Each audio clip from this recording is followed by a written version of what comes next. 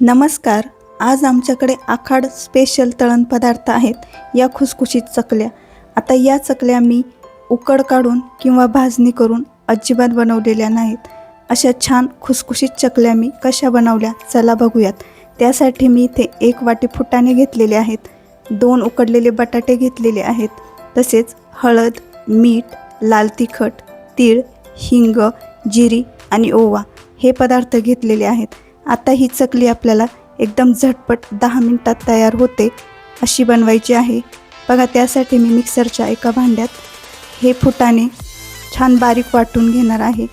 छान बारीक वाटून हे फुटाणे आपल्याला एका मोठ्या भांड्यात काढायचे आहेत, म्हणजेच परातीत। आता बघा, ज्या वाटीने फुटाणे मोजून घेतले होते त्याच वाटीने मी 2 वाट्या तांदळाचे पीठ देखील घेणार आहे। आता 2 वाटी तांदळाच्या पिठात आपण हे 2 उकडलेले बटाटे सुद्धा बारीक वाटून टाकणार आहोत। स्मॅश करून टाकायचे नाहीत, असे छान वाटून टाकायचे आणि मग मसाल्यांमधले सगळे पदार्थ या पिठात मिक्स करायचे। आणि हे पीठ आपल्याला पाणी न टाकता पहिल्यांदा हाताने बघा असे छान मळून घ्यायचे आहे आणि नंतर मग पाण्याचा वापर करायचा आहे। आता पीठ जास्त पातळ किंवा जास्त घट्ट सुद्धा बनवू नका। पातळ बनवले तर मग चकल्या तुटतात आणि घट्ट बनवले तर मग आपल्याला चकलीच्या साच्यातून दाबण्यासाठी थोडंसं जड जातं। म्हणून बघा, असं मिक्स करून इथे मी फक्त अर्धी वाटी पाणी वापरलं असेल आणि छान असं पिठाचा गोळा मी मळून घेतला आहे।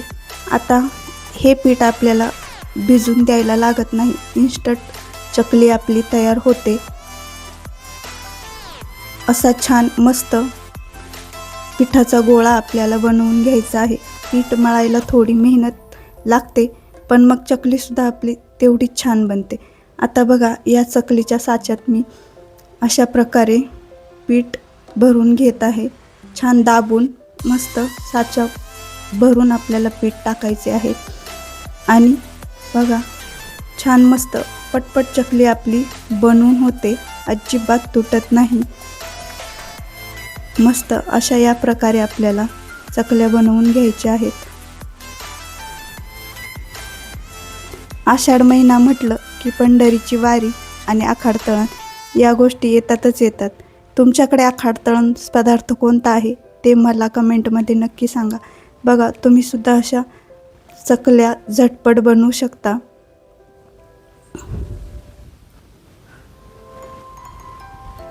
छान अशा आपल्या चकल्या बनवून झाल्या की आपण त्या मस्त तळून घेणार आहोत।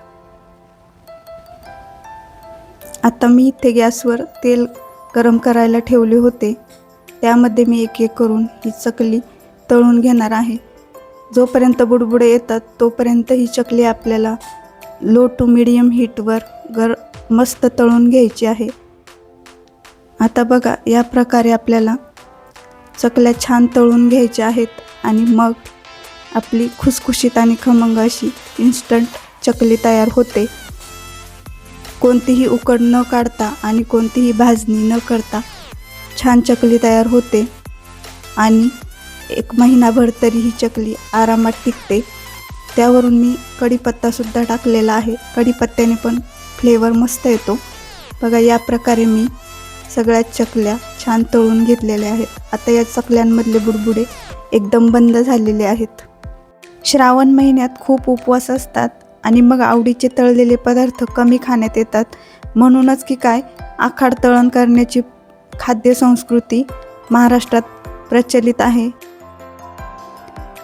आता आखाड महिना लागला आणि श्रावण महिना सुरू होण्याच्या पूर्वी आखाड तळण करण्याची पद्धत आहे।